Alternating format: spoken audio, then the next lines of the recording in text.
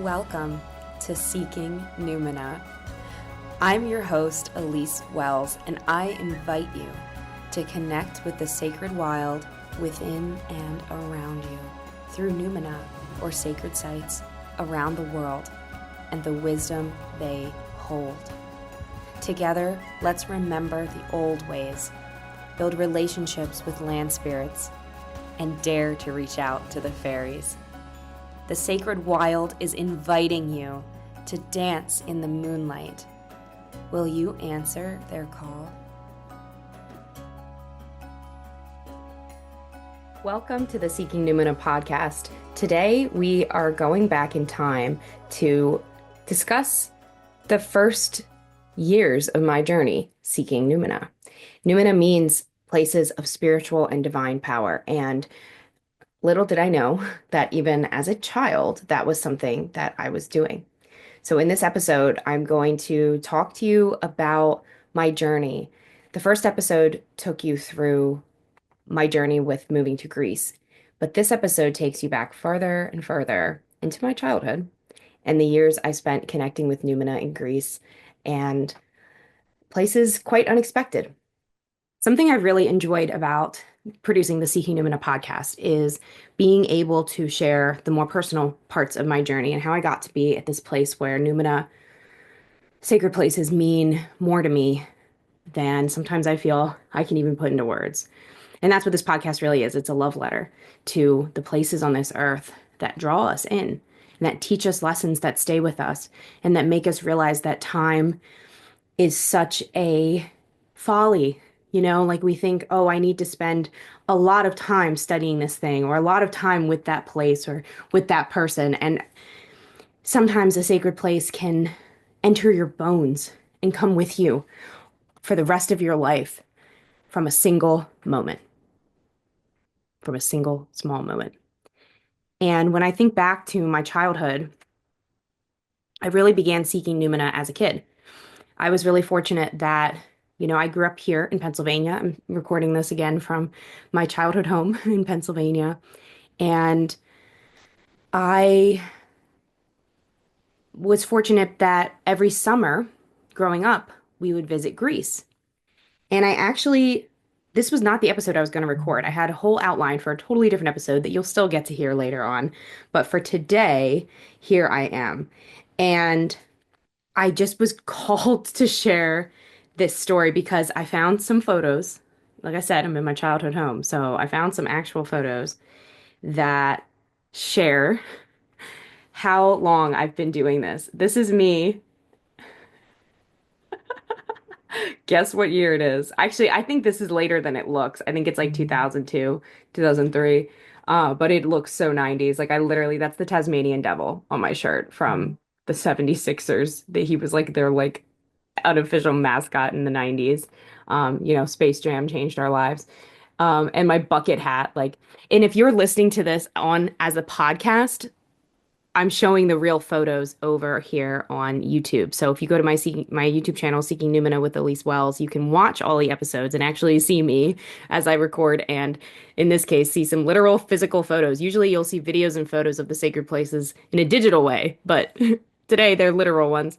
And that's the Acropolis behind me in Athens. And actually, I'm sitting at the top of, I forget what ancient site. I think it's Plato's Rock, and overlooking the ancient Agora, which is behind me there, and the Acropolis up on the hill. And really, what's funny is we would go to Greece in the summer because that's when we had off from school, and I hate the heat. I still do. That's never changed.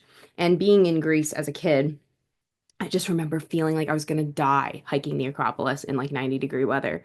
And now I take tours to sacred sites, and one of them is not the Acropolis. I do not take people to the Acropolis because I still dislike it. I still dislike that climb, which is so funny. And it's not even that intense. I just think it's like the trauma of that childhood self, like 6, 7 years old. Like you just don't want to do it. I also always was really connected to animals. Like I remember this day that we found this octopus. I was swimming in the water and it was just right there on the ground. And I got to take a picture with it before putting it back safely where it came from.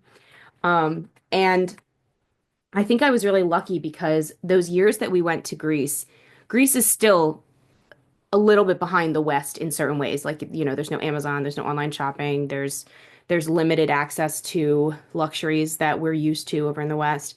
And when I was growing up going to Greece, we didn't even have internet. There was no internet yet. There was no I mean, we had electricity and running water, but we really had no modern amenities. And we also, this has gotten a little more affordable, but shopping used to just be astronomical. So we wouldn't really go to the mall. We wouldn't, and we had no air conditioning. Like we lived very austere lives when we would visit Greece. And I used to really hate that, but I also really enjoyed parts of it too. Like I remember reading entirely new like books, like an entire book in a day, and then just getting another one. And that was like all I did. And now I look back and I'm like, man, if only I had that kind of time and freedom, this is pre cell phones, pre anything. And I remember spending like 9, 10 hours on a beach in a day and having nothing but time to connect to land. And I think growing those synapses as a child in my brain opened the schema, the folders in my brain to receive the wisdom of sacred places, like as a child.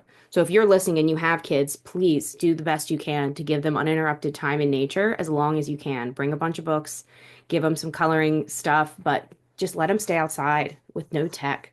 I can't tell you like how much that changed my life. And I've talked about it before, but growing up in Pennsylvania as well, we have woods out here, and I had the same experience. We didn't have cell signal until like 2020. Like I remember when we started to get signal. Actually, it was after COVID. It was like 2021.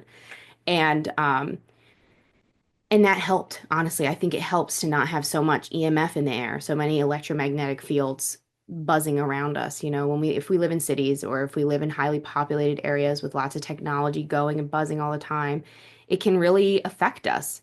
It can really affect us. Electric energy is energy. It's like if you walk into a room and somebody recently was arguing, you feel that tension. Electricity has a tension of its own that pervades everything we do in our modern world and everywhere we go. And it is so important to try and carve out time away from that. The other part of the Numina I wanted to share today, um, I'm looking through these photos because none of them are that sacred, really. They're from the Olympics, but I just want to show you a couple of them. This was the mascot of Athena. She was the mascot for the Olympics. I got to meet her in 2004 in Athens. And actually, this stadium has been converted into a theater since, and you can go and see shows there. It's called the Christmas Theater in Athens. So it's very surreal because I got to go for that as well. There's oh my God, my braces. I think I was 9. Yeah, I was 9. The most 90s clothes ever. Look like I'm Joseph Gordon-Levitt. Anyway, but all that to share that Greece has been calling me my whole life, and like so many times, if you've read The Alchemist by Paulo Coelho, you know that you have to go on a whole adventure and expedition before you return to the place that you can finally receive the wisdom, even though it was the place you started. Um, so when I was in 8th grade, so I guess 12, I think you're 12 years old at that time. I had it's interesting because I feel like I never really talk much about this, but my parents moved our entire family to the Middle East, to Bahrain. And Bahrain is a very small island. I think it's only like 90 square miles. Most of it's uninhabited because it's used as military, for a lot of countries, actually, the US, the UK, and the Saudis. And the parts of Bahrain that are inhabited, it's like very small. So probably like the county you live in or the town limits that you have is probably the entirety of this country where I grew up for about 4 years. So until I graduated, well, that's another story too. But so I spent 3.5 years in school there. I went to 5 different schools in that time, trying to find a place that would be a fit culturally, would be a fit emotionally. And then we had the H1N1 outbreak during that time. So it was interesting because COVID to me felt like that again. But in the US, H1N1 never really became a big problem. I don't think they closed schools or anything, but because we were such a small population on an island, actually quite a big population on a small space, it spread rapidly and we were pulled out of school for it. And so I always felt like I manifested that to happen. Wouldn't have used that word as a 12-year-old, but I was begging and pleading for something to take me out of a school that it was very toxic. It was a very, very toxic place. That's how I got out of it was this swine flu epidemic. And pigs are a sacred animal to me. And I actually feel that in a way, like that was like a solidifier of that. Like pigs are so sacred to me, for other reasons, for the souls that they have, for the deep empathy they can feel, for the intelligence that they carry. They can remember up to 16 digits of a number in a row. So they are the only animal in a slaughterhouse that is kept behind a 16-digit lock because otherwise they escape because they're extremely clever. And they also give so much of their bodies to us. Not only do people eat them, but their hearts, their insulin, their valves, so much of their bodies are saving human lives again and again. And I just feel like we take too much from them and they give us so much in return. And they've been revered as a sacred animal in ancient cultures, but by no means are they such today. So I don't eat them or use pork products in anything because I love them. Like to me, it would be more heinous than a human. And I think part of that is that the swine flu saved me in that horrible first year of living abroad. And I'm bringing all this up because that Bahrain to me felt, and I've been back a lot since. My parents lived there all told about 15 years. It was a place devoid of spiritual depth by design. So Bahrain is a tiny island and it had a sacred land. There were people who lived there for centuries, but for millennia. But it was a waypoint.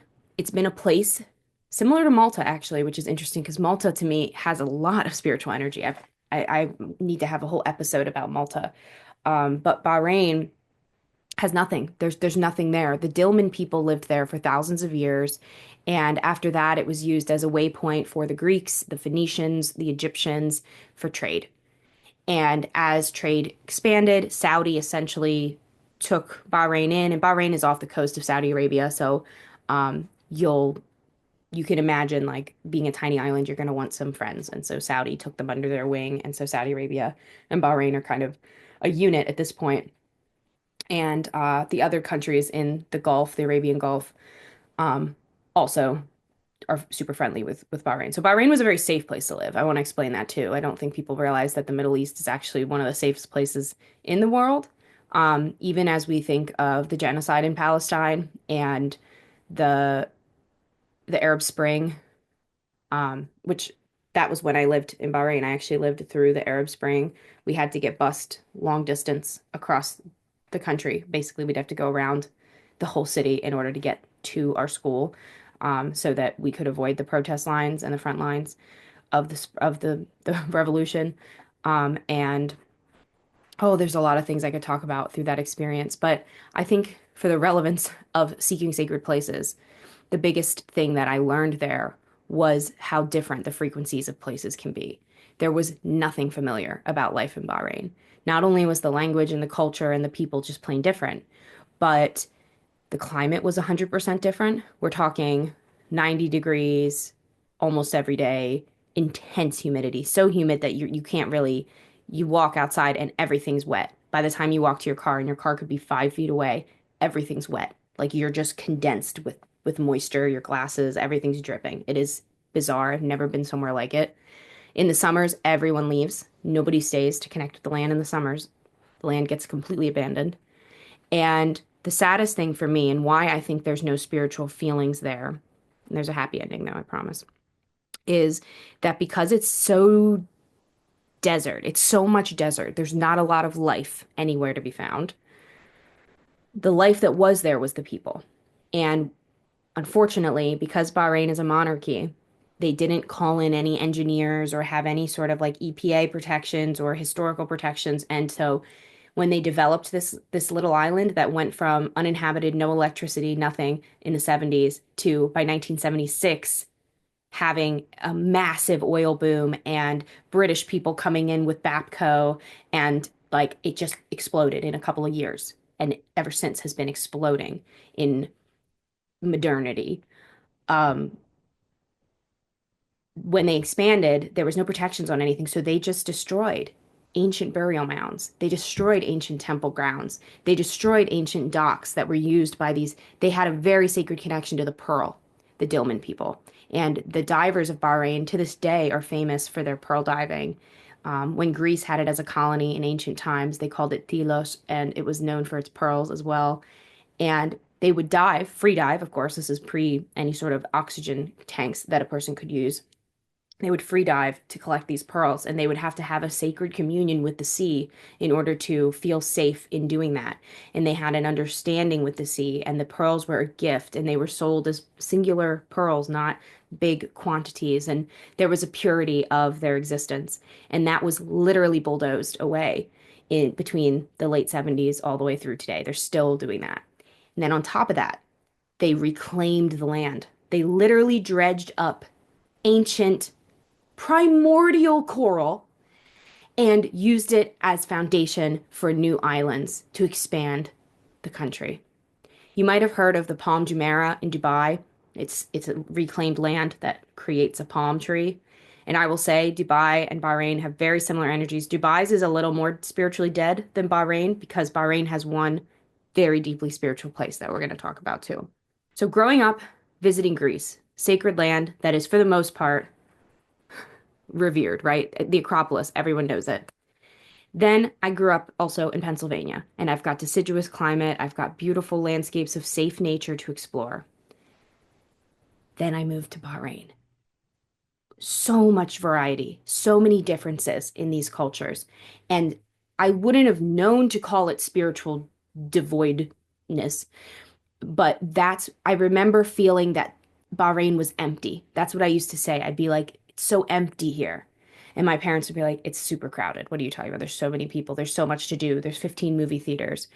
And I'm like, it's empty though. It feels shallow. Like it felt like you have a beautiful bowl, but you can't fill it with anything. It's just decorative. And you're like, why do I have this? Like that's kind of what it felt like. Like you can't make salad in it. You can't put soup in it. You can't make a little arrangement with decor. Like it has to just stay empty and it's huge and it's taking up all the space. Like that's what Bahrain felt like to me.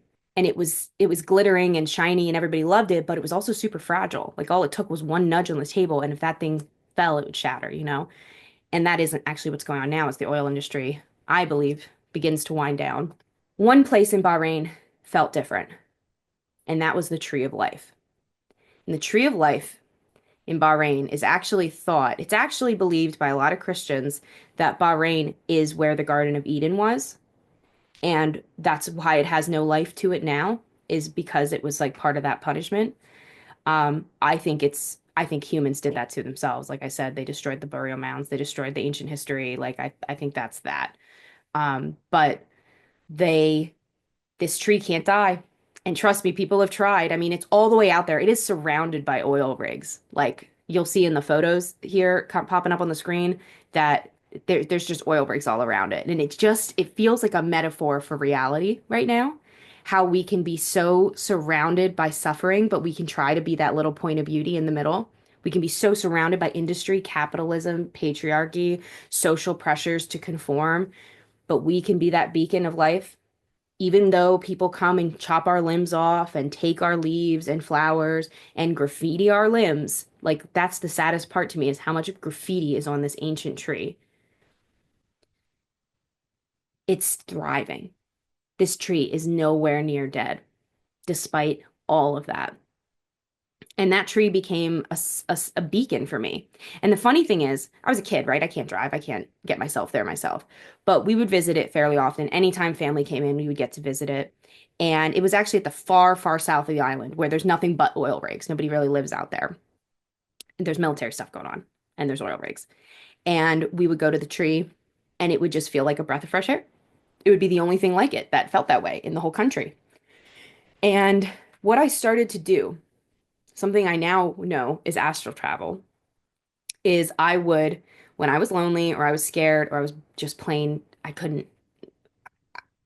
I got this feeling of like claustrophobia for being stuck there. And when that would hit me, or I was just missing home, or I was depressed, or anything, I would lay down in my bed in Bahrain, close my eyes, and pretend I was here, actually, in this room in Pennsylvania. And I would reach to my bedside table and I'd feel the cold glass of it. And I'd reach for um, my pillow and the bed. And I would remind myself what's hanging on the walls. And I would really build that room up. And then I would get up in the astral, out of my bed, go outside, and just sit on the grass.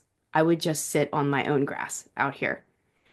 And I built that connection. I built that astral bridge between me and this place that means so much to me. And when I was in Bahrain, I could do that anytime. And I got so good that I was able to visit other places that I love. I would visit Winterthur in Delaware. It's a gardens that I love. I've gone ever since I was a little kid. I would visit there because one of the biggest things I missed was the nature. I missed the deciduous climate. I missed rain. They would get, I'm not kidding you, we would get about 8 hours of rain total in a year in Bahrain. Ironically, it's in the name, but the water is not to come. And I would visit museums that I liked here, places I frequented enough that I knew the energetic imprint of it. Now, I'm a kid. This is all intuitive. This is just me trying to sate my homesickness. And we would spend summers those years here in the US and in Greece. We would kind of like start in Greece and then come here. So, ironically, we spent a lot less time in Greece because we had to spend more time here to feel better about living overseas. So it's very interesting how, and I feel like I wanted to share all this with everyone because for a few reasons. One, I just like to share my background. Like I think it's super different. I've always felt it's only in the past few years of really sharing Seeking Numina that I've felt less alone in my multiculturalism. I felt less isolated by it. Growing up, especially when I moved back to the US to graduate high school from the school here, Twin Valley High School in Pennsylvania, I felt like anything I shared about my life, people thought I was bragging. And then they would judge me, or they would feel like I'm judging them because they didn't share the experiences I've shared. And so I used to just clam up and not share these things at all. And I've since learned that even though these experiences are hard to relate to for some people, there is always somebody who can relate. And you might not relate to Bahrain, but you might relate to being thrust out of the home that you actually really love and being forced to live somewhere else and how to build that connection with that place. I was fortunate. This house still exists. My parents don't live here anymore, but I'm able to live here. My brother, when he's home from college, he's able to come here.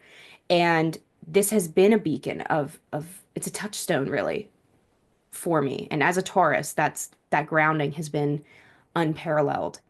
Oh, it's so hard when we have to dig our roots somewhere else, when those roots are so cozy and we feel like they're being pulled up and thrust somewhere else. And maybe it's a sandy, rocky, dirty soil like Bahrain that you know you're not going to grow in. So what do you do? This is where we're happy not to be plants because we can travel on the astral. We can connect back to those places. And that's something I would love to dive into in future episodes. Let me know if that's of interest, is how to astrally travel to the places that you want to connect to. Because you can do that to places you already have a connection with, like I did, or you can do it to places that your connection might not be physical. Maybe there's a place you've always wanted to pilgrimage to, and you don't think physically that's going to happen. What if you could travel there on the astral? What if you could get there somehow differently? And I believe that that's true. Since the years, I think it's easier to place you've been, but over the years, I've definitely been impressed with the way a place's egregore, a place's energy, its vibe, that the world and has an impression of it for, like Stonehenge or Westminster Abbey was one for me. I always wanted to go, but it's really expensive, and so I never wanted to just like go and just walk in, walk out. I wanted to have the whole day there. And I finally got to go, and it really did live up to the hype in that way. Like it felt exactly like the egregore felt before I visited. So I do think it's possible to astrally travel there to connect with a place without physically getting there. And I also think that if you feel uprooted somewhere, that you can still reconnect to those original roots because we nourished that soil. Wherever we've been planted in our lives, that place nourished us. Sometimes it depletes us too, but we nourished it as well with being there, just by being there. So we have that ability. We have that ability to keep that connection. And it really is a web. It really is a web of connection all the time between us and the places and the spirits that we can communicate with. So I hope you enjoyed learning a bit about the Numina that I've been seeking since I was a child, some of my connections as an expat kid. And one of my big dreams actually is to do, I'm just feeling super sherry today. I may as well share this.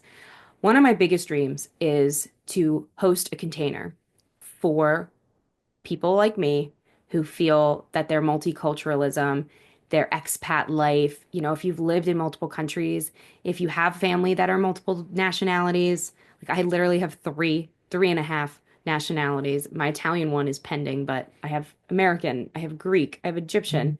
It is insane.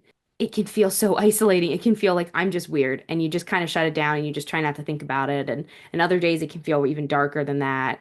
And it is really a dream of mine to put together a container for multicultural practitioners. So if that is you, if you're like, I would be interested in that, reach out to me because I really would like to know if that's something, there's enough people interested in it to do. But until then, I just love hearing people's stories about moving and getting reacquainted with a place and finding their way. And yeah, share that with me. I'd love to know.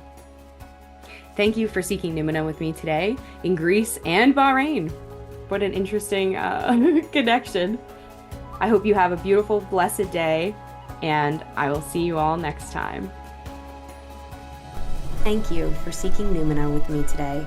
Join me at patreon.com/Elyse Wells to support this show and get access to a library of rituals, exclusive videos, meditations, and more. To learn more about my upcoming retreats, book a tarot reading, or learn with me in workshops, classes, or mentorship, visit seekingnumina.com.